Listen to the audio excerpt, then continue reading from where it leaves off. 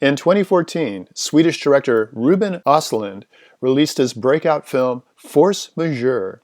It explored the uncomfortable but humorous consequences of one man's ignominious act of self-preservation after he turned tail and ran during an avalanche, leaving his wife and 2 children behind, alive but rattled.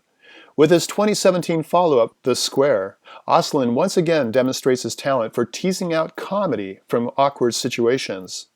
The Square involves a prestigious Stockholm museum, as well as its tall, handsome art curator, Christian, played by Claes Bang. The storytelling is episodic as opposed to plot-driven, roughly divided between the museum's marketing and fundraising events and Christian's personal and professional life.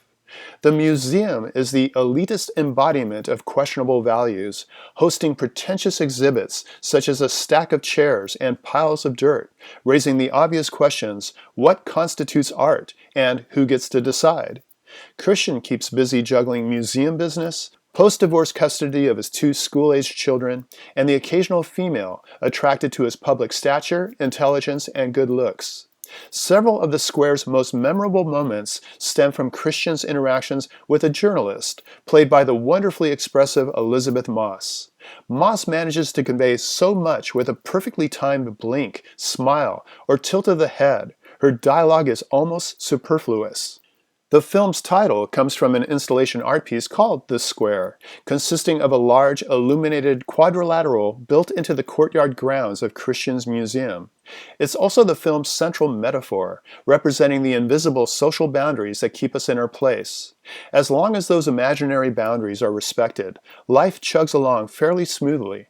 But when someone crosses the line, the consequences can range from benign social unease to complete and utter chaos. Over the course of The Square's 2.5-hour runtime, many lines are crossed.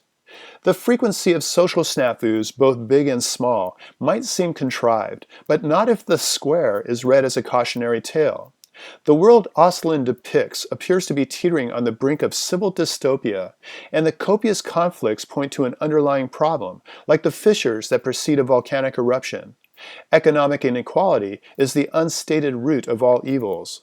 Whether it's a performance artist who acts out while being exploited for the dining entertainment of 1%ers, a poor immigrant boy insisting on restitution following a false accusation, or a homeless person demanding a meal, there's the sense that large swaths of the population are mad as hell and aren't going to take it anymore.